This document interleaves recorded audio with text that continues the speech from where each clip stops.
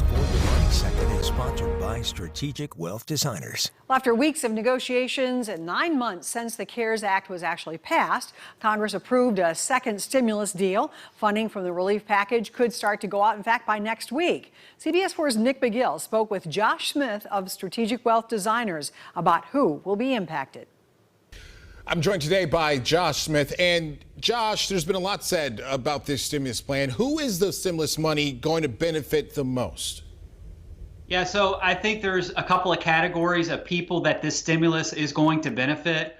I think the first part is those of a lower income status. There are direct payments built into the stimulus plan. I believe it's $600 per individuals. Now that's pared down from earlier in the year for $1,200.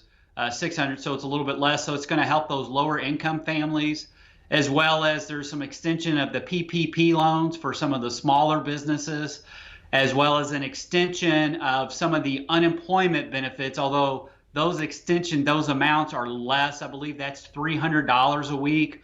And the reason they wanted to pare those down was a lot of employers were finding situations where employees did not want to come back to work because the unemployment benefits were more than what they could earn if they go back to work. And the government never wants to incentivize the people to stay on unemployment. They want to encourage them to go back to work. But those are the three main categories of people who I think are really going to be incentivized by this latest stimulus package.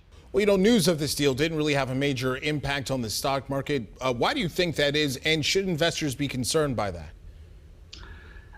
If I was an investor, I wouldn't be concerned. I think the stock market was pretty well assured that there was going to be some form of stimulus passed, and the stock market is, front running typically for the news. So I think a lot that were in the know knew there was going to be some form of stimulus that was going to be passed. So if I were an everyday investor, I wouldn't be too concerned about not really having any kind of movement. I feel like that movement was already priced in the weeks prior. All right, Josh, thank you very much for your time. For more financial advice from Strategic Wealth Designers, look to our website, cbs4indy.com.